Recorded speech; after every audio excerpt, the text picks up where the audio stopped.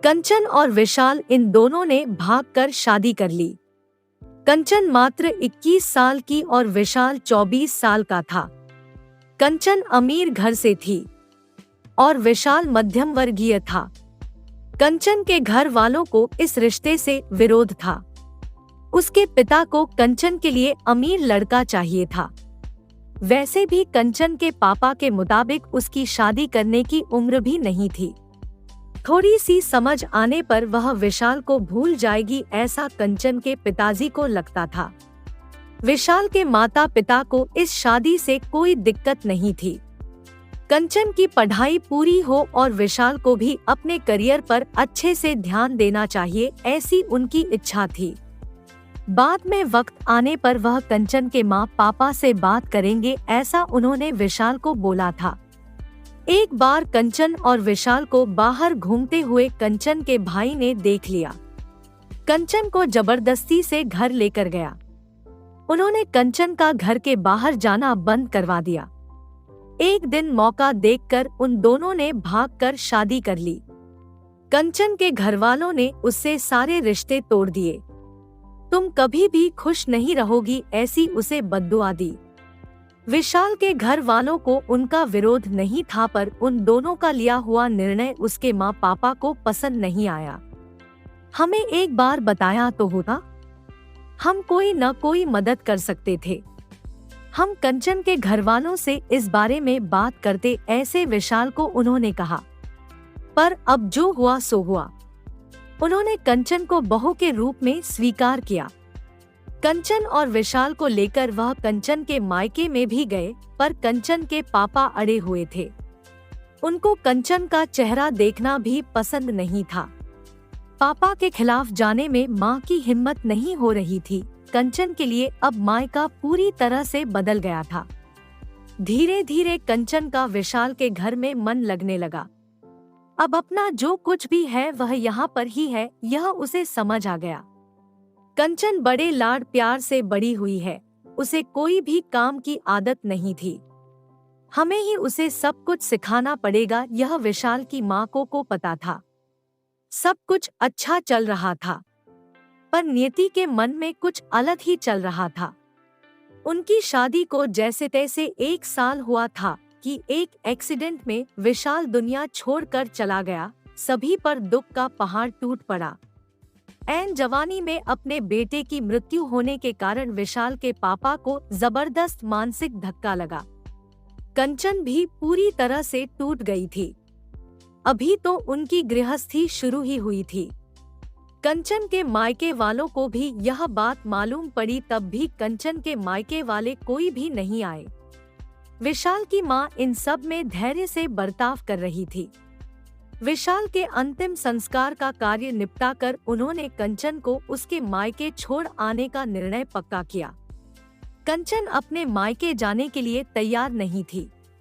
उन्होंने कंचन को बहुत समझाने की कोशिश की। बेटी, तुम्हारे सामने पूरी जिंदगी पड़ी है, इसे बर्बाद मत करो। मैं बात करूंगी तुम्हारे माँ पापा से। जरूरत पड़ी तो मैं उनके पैर तक पकड़ लूंगी। उसे समझा कर वह उसे उसके मायके लेकर गए, पर वहां भी उन्हें निराशा ही मिली। उसके मायके वालों का गुस्सा कंचन पर से कम नहीं हुआ था। बहुत मनाने के बाद भी वे लोग राजी नहीं हुए। उसके पापा ने कहा, आपको वह बोझ लग रही होगी तो उसे कुएं में धकेल दो। विशाल के माँ पापा कंचन को वापस घर ले आए। कंचन के वापस घर आने से घर के बाकी लोग थोड़े नाराज थे। अब कंचन को कोई भी खुले मन से स्वीकारने को तैयार नहीं था। कुलक्षणी, अपशकुनी, पोते को निगल गई मेरे, अब बेटे को भी निगल जाएगी यह। ऐसा बोलकर विशाल की दादी उसे ताने दे रही थी। उस वक्त विशाल के पापा की तबीयत बहुत खराब हो रही थी। यह सब कंचन को सहन नहीं हो रहा था। उसने ठान लिया कि यहाँ से दूर निकल जाना चाहिए। रात को सब सो जाने के बाद वह निकलने वाली थी, तभी उसकी सास जो जग रही थी, उन्होंने कंचन को रोका। कहाँ जा रही? माँ, मुझे जाने दीजिए, मैं अपशकुनी हूँ। मेरी ही वजह से यह सब हुआ। मैं विशाल की जिंदगी में आती नहीं तो हमारी शादी नहीं हुई होती, तो आज वह जिंदा होता, पापा की भी यह अवस्था नहीं होती। मुझे जाने दीजिए, मैं यहाँ नहीं रह सकती। वक्त आने पर आत्महत्या कर लूंगी, पर अब यहाँ नहीं रहूंगी। सच में मेरे यहाँ आने से इस घर की सारी खुशियाँ चली गई। मुझे कोई अधिकार नहीं है यहाँ रहने का। कंचन रोते रोते सब बोल रही थी।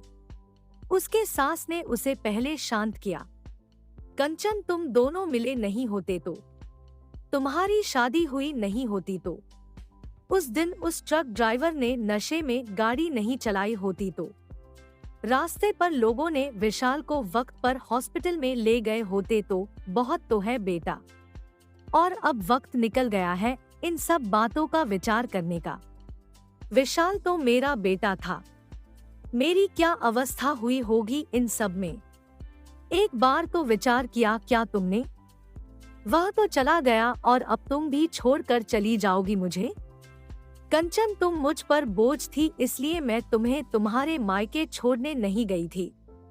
तुम्हारे सामने पूरी जिंदगी है।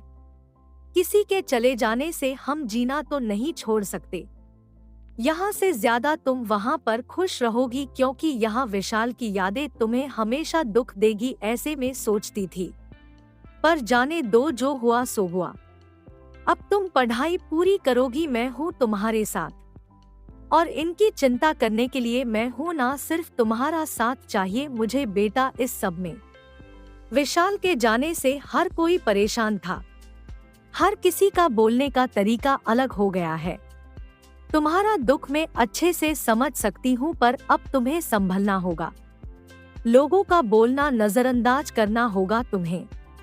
मन लगाकर पढ़ाई करनी पड़ेगी। तुम कोई भी गलत फैसला नहीं लोगी, इसका मुझे वचन दो।